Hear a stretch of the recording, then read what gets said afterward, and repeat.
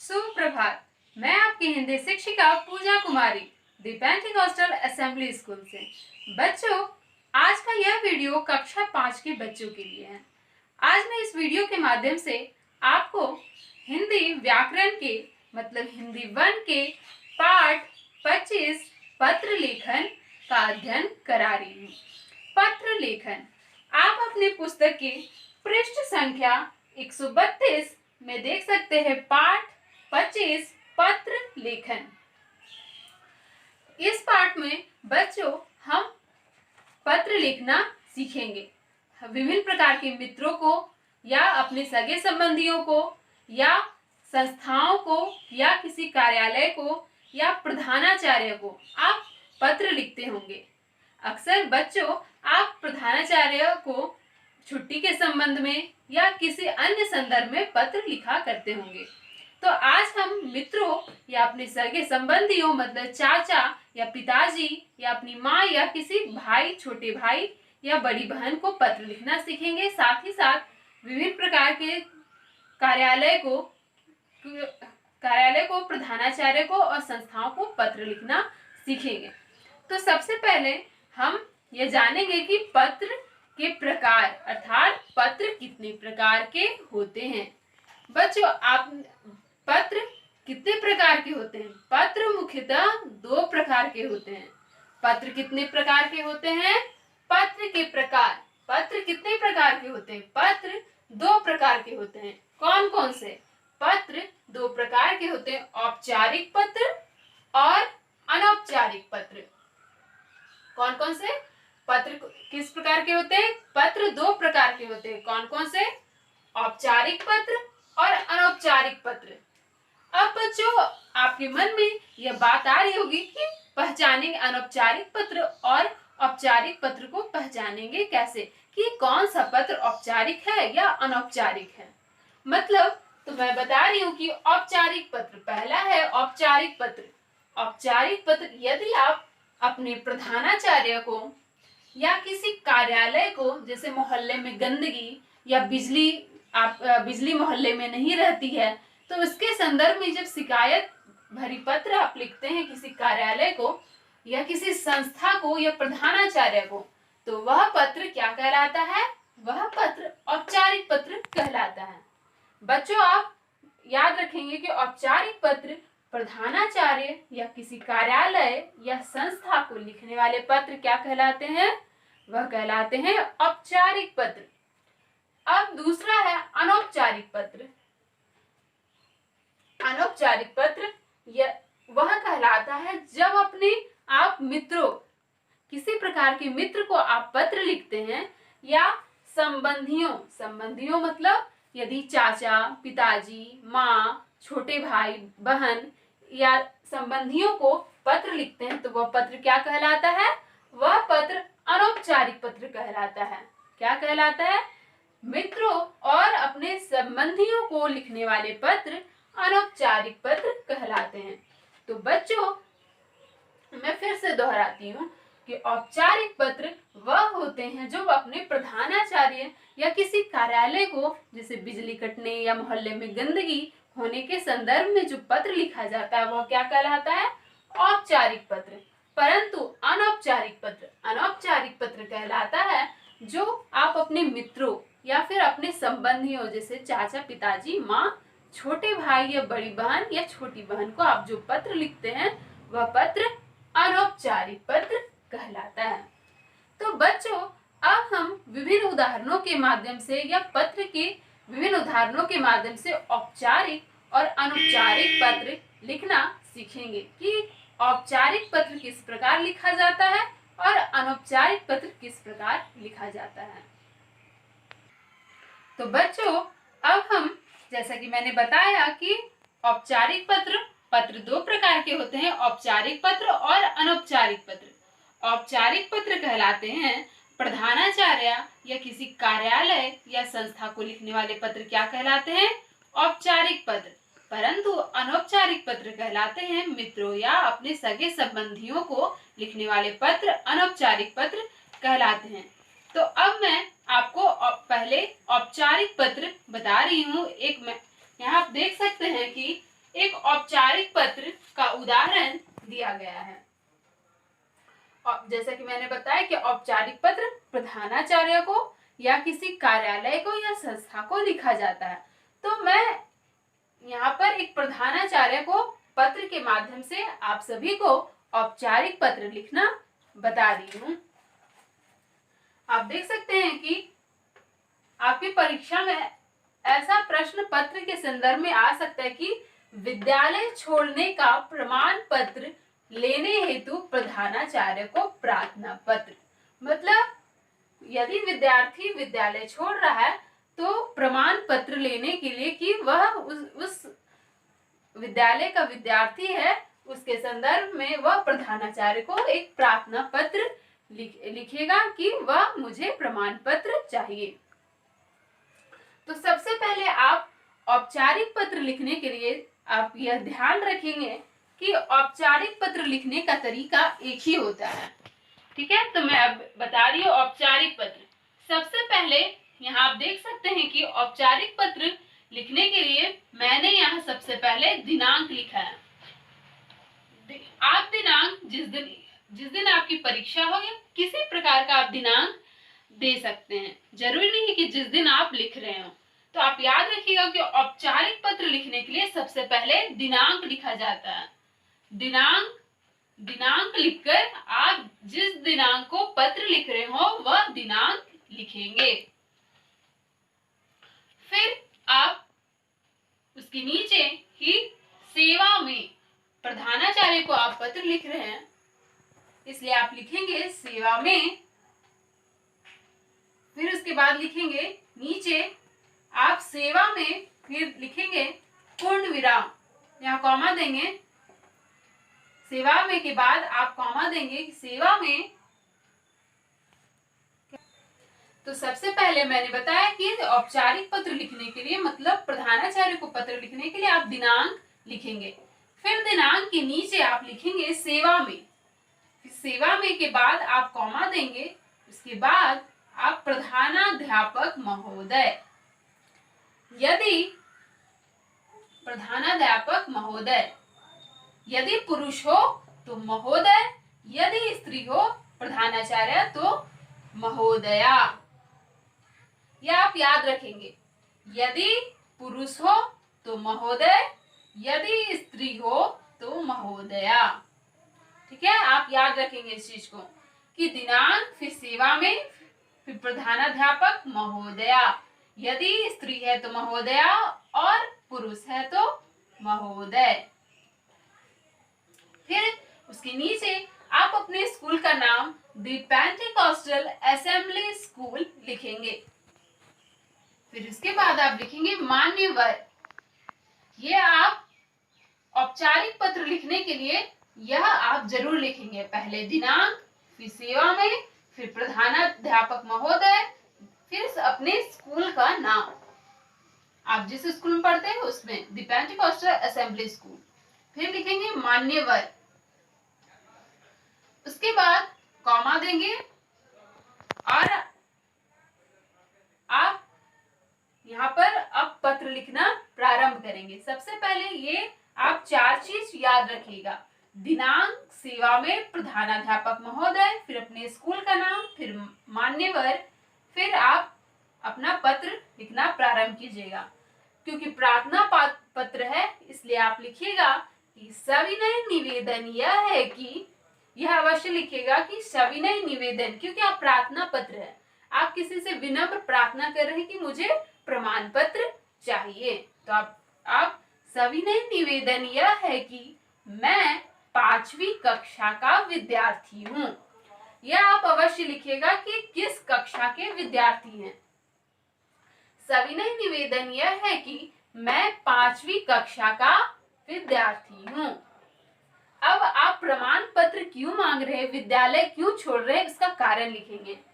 मैं 5वीं कक्षा का विद्यार्थी हूँ, मेरे पिताजी। आप अपना कारण दूसरा भी लिख सकते हैं, जरूरी नहीं कि मैं जो कारण बता रही हूँ आप वही बताओगे। मैंने लिखा है कि मेरे पिताजी का तबादला, मतलब तबादला दिल्ली से लखनऊ हो गया है। हमारा पूरा परिवार उनके साथ जा रहा है। इसलिए आपसे मतलब प्रधानाचार्य महोदय से विनम्र प्रार्थना है कि विनम्र मतलब आप प्रार्थना पत्र लिख रहे हैं, इसलिए विनम्र भाव से विनम्र प्रार्थना है कि मुझे स्कूल छोड़ने का प्रमाण पत्र दिया जाए, ताकि मैं वहां जाकर मतलब जहां पर तबादला पिताजी का हो रहा है वहां पर जाकर अपनी पढ़ाई जारी रख सकूं। फिर आप कारण बताकर या आप कारण दूसरा भी लिख सकते हैं कि आप किस कारण से प्रार्थना पत्र मांग रहे हैं। फिर आप धन्यवाद, प्रधानाचार्य को धन्यवाद लिखेंगे कि धन्यवाद सहित आपका आज्ञाकारी शिष्य या आपका आज्ञाकारी छात्र, ऐसे लिख सकते हैं। जब पत्र आपका खत्म हो जाए तो आप अंत में लिखेंगे धन्यवाद ज्ञापन करेंगे, उसके बाद लिखेंगे आपका आज्ञाकारी शिष्य, या आप छात्रा हैं तो लिख सकते हैं कि आपके आज्ञाकारी शिष्या या आपकी आज्ञाकारी छात्रा।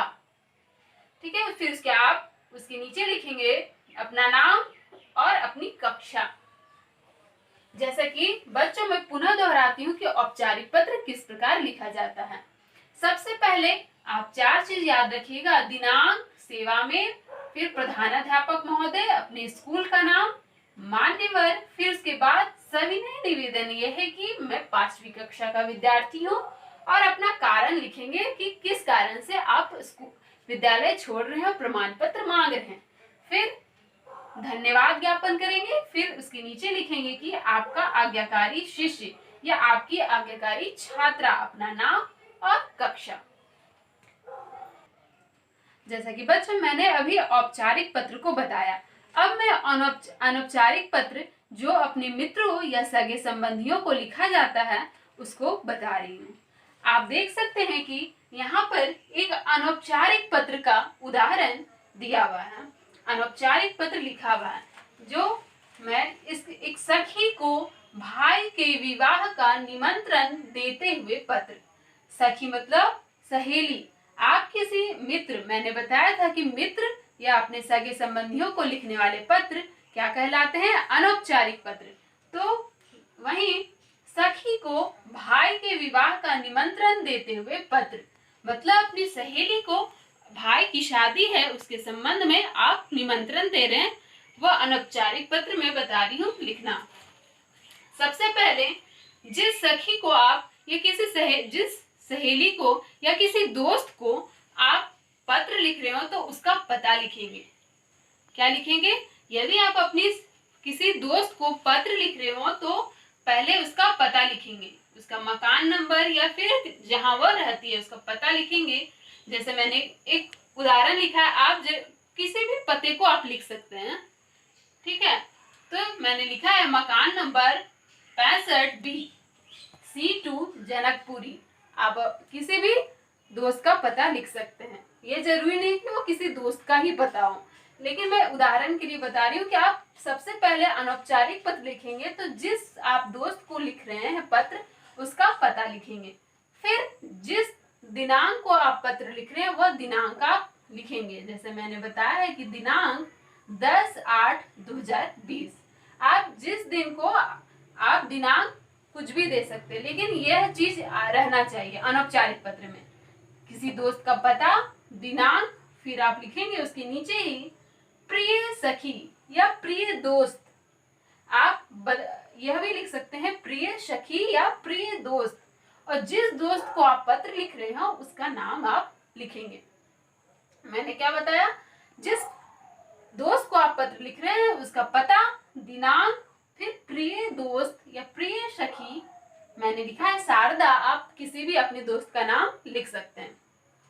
फिर उसके नीचे आप पत्र लिखना प्रारंभ करेंगे कि तुम्हें प्रसन्नता होगी कि मतलब तुम्हें खुशी होगी कि यहाँ पत्र लिखना है अपने दोस्त को, अपने भाई के विवाह के लिए, कि भाई की शादी है तो उसमें वह निमंत्रण अपने दोस्त को दे रही है। तुम्हें प्रसन्नता होगी कि अगले सप्ताह 20 अगस्त को मेरे बड़े भैया विमल का शुभ विवाह होगा। क्योंकि यह पत्र है अपने दोस्त को विवाह के संबंध में निमंत्रण में, तो मैंने जो लिखा है वो जरूरी नहीं है, आप कोई भी कारण लिख सकते हैं, लेकिन मैं एक लिखने का तरीका बता रही हूँ। लेकिन ये आप जरूर लिखेंगे, पता, किस दोस्त का पता, दिनांक और उसका नाम। तुम्हें प्रसन्नता होगी कि अगले सप्ताह 20 अगस्त को मेरे बड़े भैया विमल का शुभ विवाह होगा। बारात दिल्ली जाएगी। आप ये बता रहे अपने बड़े भाई भैया का नाम, आप कुछ भी लिख सकते हैं। तो वहां पर सुविवाह होगा, बारात दिल्ली जाएगी। तुम हमारे घर 15 अगस्त तक अवश्य पहुंच जाओ, क्योंकि आप चाहेंगे कि आपका दोस्त या आपकी दोस्त जो है अपने भैया की शादी में पहले आ जाए। तो तुम हमारे घर 15 अगस्त तक अवश्य पहुंच जाओ। निमंत्रण का पत्र भी समय पर पहुंच जाएगा। निमंत्रण, शादी के लिए जो निमंत्रण पत्र भेजा जाता है वह करिए कि निमंत्रण पत्र भी समय पर पहुंच जाएगा। शादी के बहुत से काम पड़े हैं जो तुम्हें मेरे साथ मिलकर करवाने हैं, इसलिए शीघ्र आने की कोशिश करना। अपने माता पिताजी को मेरा प्रणाम कहना। ठीक है, फिर आप अपना, तुम्हारी सखी या तुम्हारी दोस्त, फिर आप अपना नाम लिख देंगे। आप देख सकते हैं मैंने क्या बताया कि अनौपचारिक पत्र लिखने के लिए सबसे पहले आप अपने दोस्त का पता, दिनांक, दोस्त का नाम लिखेंगे। फिर आप किस कारण से, मतलब अपने विवाह, क्योंकि ये कारण था कि अपने दोस्त को भाई के विवाह के लिए निमंत्रण पत्र लिखना था, तो आप ये लिख सकते हैं कि 20 अगस्त को इस तारीख को निम्नलिखित तारीख को मेरे भैया की शादी है, इसलिए तुम जरूर आना। तुम आओगे तो हम लोग, बहुत सारा काम बाकी है और शादी के दिन हम लोग बहुत मजे करेंगे। आप कुछ भी वाक्य लिख सकते हैं, परंतु ये पता और दिनांक रहना चाहिए। फिर उसके बाद अंत में पत्र खत्म होने के बाद अब तुम्हारी दोस्त और अपना नाम आप लिख देंगे। बच्चों, मैं आज की वीडियो के माध्यम से मैंने आपको क्या पढ़ाया? आज के वीडियो के माध्यम से मैंने आपको सभी को पढ़ाया पत्र कितने प्रकार के होते हैं। पत्र 2 प्रकार के होते हैं, औपचारिक पत्र और अनौपचारिक पत्र। औपचारिक पत्र आप किसी प्रधानाचार्य या कार्यालय या संस्थाओं को पत्र लिखते हैं तो उसे औपचारिक पत्र कहते हैं, परंतु आप अपने किसी मित्र या सगे संबंधियों को पत्र लिखते हैं तो उसे अनौपचारिक पत्र कहते हैं। सबसे पहले मैंने औपचारिक पत्र लिखने के लिए मैं पुनः दोहराती हूँ कि आप सबसे पहले दिनांक लिखेंगे, फिर सेवा में लिखेंगे, फिर प्रधानाचार्य लिखेंगे, फिर अपने स्कूल का नाम लिखेंगे, फिर आप किस कारण से आप प्रमाण पत्र मांग रहे हैं। जैसे मैंने उदाहरण के स्वरूप बताया था कि किस कारण से मांग रहे कि सविनय निवेदन यह है कि मैं 5वीं कक्षा का विद्यार्थी हूँ, मेरे पिताजी का तबादला हो रहा है, इसलिए मुझे प्रमाण पत्र चाहिए कि ताकि मैं वहां जाकर अन्य स्कूल में अपना नाम, प्रमाण पत्र मतलब स्कूल छोड़ने के लिए पूरा पढ़ाई जारी रख सकूं। ठीक है, फिर आप अपना आज्ञाकारी से और अपना नाम लिख देंगे। उसी प्रकार अनौपचारिक पत्र, अनौपचारिक पत्र में मैंने बताया कि सबसे पहले आप किसी भी दोस्त या फिर आपके पिताजी या चाचा जी या माँ किसी को भी पत्र लिखे तो सबसे पहले उसका पता लिखेंगे, फिर दिनांक लिखेंगे। पहले पता लिखेंगे, फिर दिनांक लिखेंगे, फिर जैसे कि प्रिय दोस्त शारदा, तो यदि आप पिताजी को पत्र लिखेंगे तो प्रिय पिताजी, सादर प्रणाम, क्योंकि पिताजी बड़े हैं, चाचा जी बड़े हैं, तो ये आप लिखेंगे कि प्रिय पिताजी सादर प्रणाम। लेकिन आपके दोस्त को प्रणाम नहीं करना है, इसलिए प्रिय सखी शारदा। यदि आप चाचा जी किसी बड़े को लिख रहे हैं तो प्रणाम, सादर प्रणाम ये लिखेंगे। फिर आप किस कारण से ये पत्र लिख रहे हैं, कारण सभी छात्र अपना बदल भी सकते हैं। फिर अंत में तुम्हारी सखी और अपना नाम लिख देंगे। आशा है बच्चों आप इस वीडियो के माध्यम से औपचारिक पत्र और अनौपचारिक पत्र को लिखना सीख गए होंगे। और पुनः आप अपने पृष्ठ संख्या 132 साथ ही साथ 133 में औपचारिक पत्र के विभिन्न उदाहरण दिए गए हैं। आप इसे घर में रहकर पुनः पढ़ेंगे और अन्य कारणों से इसे लिखने का अभ्यास करेंगे। साथ ही साथ आपके पृष्ठ संख्या 134 में मैंने अनौपचारिक पत्र जिस प्रकार बताया, अन्य उदाहरण भी दिए गए हैं। आशा है आप घर में इसका अभ्यास करेंगे और यह वीडियो आपको पसंद आया होगा। धन्यवाद।